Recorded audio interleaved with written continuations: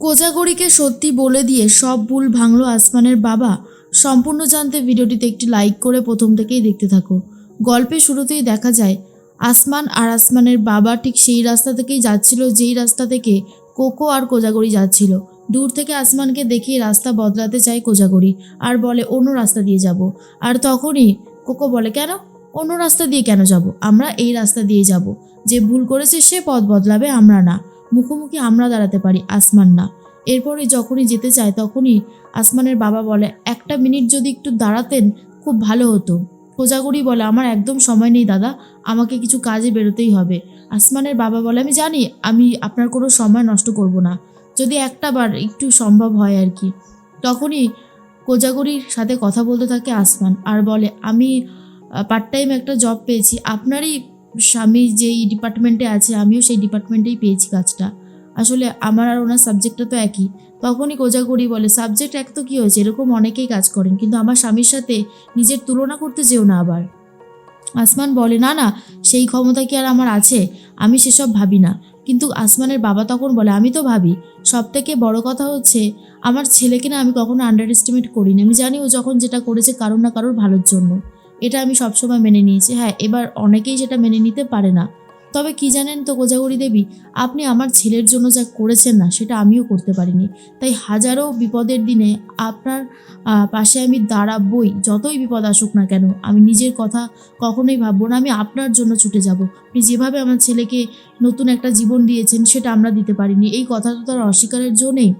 তখনই কোকো বলে, কিন্তু সেই প্রতিদানে ও কী দিল, কী দিল ও প্রতিদানে? আমাদেরকে কষ্ট দিল, আমাদের মেয়েকে কষ্ট দিল। আমাদের বাড়ির মেয়েটা ওর জন্য কত কষ্ট পেয়েছে আপনার কোনো ধারণা আছে? বারবার ও অন্যায় করেছে, অপমান করেছে আমাদেরকে, সেটা আমরা মেনে নিতে পারিনি। তখনই আসমানের বাবা বলে, জানো তো মা, যা শুনতে লাগে তা দেখতেও ঠিক লাগে, অনেক সময় তার পেছনে অনেক সত্যি থাকে, যেটা হয়তো সামনে আসে না বা কেউ হয়তো সামনে আনতে চায় না। আমি আমার ছেলেকে খুব ভালো মতন চিনি। আমি বলছি না আমার ছেলে কখনো অন্যায় করবে না তাই বলে। ও কোনো অন্যায় করতে পারে না, ওকে ফাঁসানো হয়েছে। সেটা কি তোমরা বুঝতে পেরেছো? রূপ এই সমাজে অনেক ভালো ছিল, ওর অনেক দাম আছে, কিন্তু আমার ছেলের দাম নেই। কেন? ও একজন অপরাধী তাই। সেদিন কিন্তু আপনি যেটা বলেছিলেন সেটা কিন্তু আমার মাথায় আছে, যে আসমান নিজেকে বদলাতে পারবে, আর ও কিন্তু নিজেকে বদলেছে। ও যেটুকু আজকে করেছে সবটাই কিন্তু নিজেকে চ্যালেঞ্জ হিসেবে নিয়ে। দর্শনা ওকে জন্ম দিয়েছে, কিন্তু ওর জন্য কোনো কর্তব্য করেনি, উল্টে ওকে এমনভাবে সবার সামনে প্রেজেন্ট করেছে যেন ওই মেন খিলাড়ি। কিন্তু না, আমার ছেলে কোনো অন্যায় করেনি। আমার ছেলের নামে ওরা যে মিথ্যে কথা রটিয়েছে তার একদিন তার একদিন শাস্তি ওরা পাবেই। তখনই কোজাগরী বলে, সেটা তো ধরে নিলাম, কিন্তু আপনার ছেলে আমার মেয়েকে তো ঠকিয়েছে। ও দিনের পর দিন একটা মেয়ের সাথে সম্পর্ক রেখে গেছে, কিন্তু আমার মেয়ের সাথে এমন বিহেভিয়ার করেছে যাতে মনে হয়েছে আমার মেয়েকেও ও ভালোবাসে। আমার মেয়ের মনে কখনোই ফিলিংসটা হবে বলুন তো? যখন ও সেই ফিলিংসটা দেখাবে তখনই তো হবে নাকি? কোকো বলে, কাকিমা তুমি এসব ব্যাপার নিয়ে কেন কথা বলছো, চলো আমরা যেখানে যাওয়ার সেখানেই যাই। আসমান তখন বলে, আমি কোনো অন্যায় করিনি, আমি এখনও চাই তোতার ভালো হোক, সারা জীবন এটাই চাইবো, তোতা ভালো থাকুক। আর আসমানের বাবা বলে, সেটাই আমিও চাই, তোতা আমার ভালো থাকুক, সেটা যার সাথেই হোক না কেন। সেটা যদি রূপের সাথে হয় তাহলেও কোনো ক্ষতি নেই, আলটিমেটলি ভালো থাকার কথা। কিন্তু আমার ছেলেরও না একটা জীবন আছে, ওর জীবনটা তো এভাবে নষ্ট হতে পারে না, তাই না? আমার ছেলেও নতুন একটা জীবন পাবে, আর পাচ্ছেও শুধুমাত্র আপনার জন্য। দর্শন আর রূপ যেভাবে ওকে ফাঁসাতে চেয়েছে তাতে ওদের কখনো ভালো হতে পারে না। আমার ছেলে নির্দোষ, কিন্তু আমার ছেলেকে দোষী বানিয়ে দিয়েছে। কোকো তখন বুঝতে পারে কিছু একটা গন্ডগোল এখানে হচ্ছে, যেটা হয়তো আমরা মিস করে যাচ্ছি। তাহলে কি কোথাও চিনতে ভুল হলো আসমানকে? কোজাগরী বলে, এসব বলে আর কী বা লাভ, এসব বলে কোনো লাভ নেই। আর তাছাড়া যা হবার তা তো হয়েই গেছে, এখন এ সমস্ত কথা বরং থাক, বুঝলেন দাদা, কাজে বেরিয়েছি তো কাজটা করে আসি। তখনই কোজাগরীকে আসমান বলে, তো তাকে বলবেন এই পৃথিবীতে একজন থাকবে সব সময়, যে ওর ভালোই চেয়ে যাবে, সব সময় ওর ভালোটাই চেয়ে এসেছে, এখনও ওর ভালোটাই চাই। এরপরে আসমানের বাবা বলেন, ম্যাডাম, দর্শনা দেবী আর রূপ যেটা বলেছে সেটা কিন্তু সম্পূর্ণ ভুল। টাকার জন্য আমার ছেলে এতটাও নিচে নামবে না কোনো দিন। এরপরেই আসমান চলে যায়। কোজাগরী বলে, আচ্ছা কোকো, আমাদের কি কোথাও ভুল হলো বুঝতে আসমানকে? তখনই কোকো বলে, আমিও সেটাই ভাবছিলাম, বিশ্বাস করো কাকিমা, এরকমটা যে হবে সেটা আমি বা কী করে বুঝবো? এর মধ্যেই আসমান তো চলে গেছে। আসমান গিয়ে ডিপার্টমেন্টে ঢোকে আর বলে, আসবো স্যার? স্যার তখন বলে অন্য স্যাররা যে, আরে শুনেছি তুমি তো এখানে নতুন জয়েন করেছো আজকে। আরে স্যার বলছো কেন? তুমি তো কলিগ, এসো এসো ভেতরে এসো। এরপরেই উদ্দালক বসু আসমানকে দেখে তো চমকে যায়। আর আসমান তখন বলে, স্যার আপনার সাথে একটু কথা আছে, একটু সাইডে আসবেন? তখন উদ্দালক বসু বলে, আমার সাথে আবার কি কথা? তখনই আসমান বলে, একটু আসুন না স্যার, একটুই কথা বলবো, বেশি সময় নেব না। এরপর উদ্দালক বলে, কি হয়েছে বলো?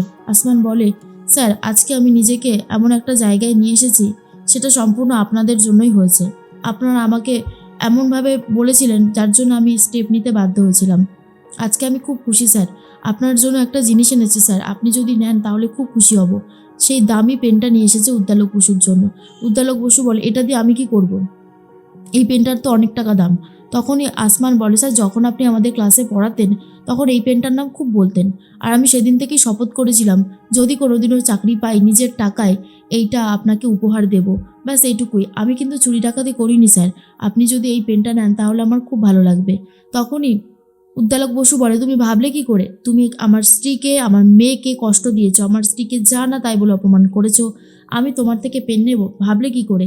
তখনই আসমান বলে, স্যার প্লিজ আপনি এভাবে ফিরিয়ে দেবেন না আমাকে। আমি আপনার ছায়ায় থাকতে চাই। আমি আপনার একলব্য। বিশ্বাস করুন স্যার, আমি কিন্তু কোনো অন্যায় করিনি। আর আমি অন্য অন্যায় করতে পারি না, কারণ আমি আপনার শিক্ষায় শিক্ষিত।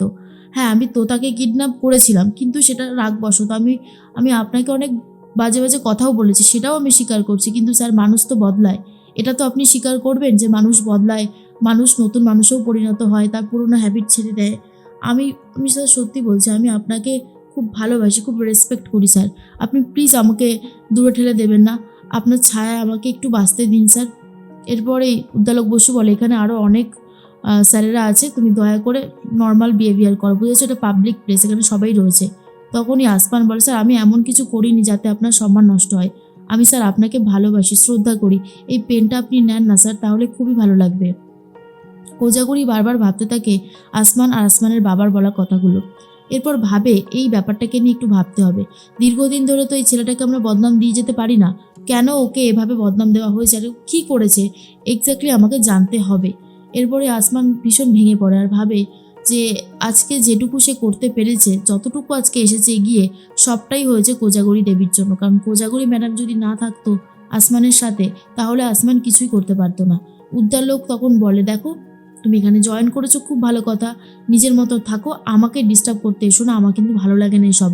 আমি আগেও বলেছি, তোমাকে এখনও বলছি, মনে থাকে যেন। আসমান মনে মনে ভাবে, স্যার একদিন আসবে, আপনি আমাকে নিয়ে আরও বেশি করে গর্ব করবেন, আর সেই দিনটার জন্যই আমি অপেক্ষা করছি। আসমান মনে মনে এটাও ভেবে নেয়, সব সত্যিটা সামনে আনতে হবে, না হলে আমি যে মেন কালপ্রিট সেটাই সবাই বিশ্বাস করতে শুরু করেছে। কিন্তু না, আমি আর নিজেকে এভাবে কষ্ট দেব না।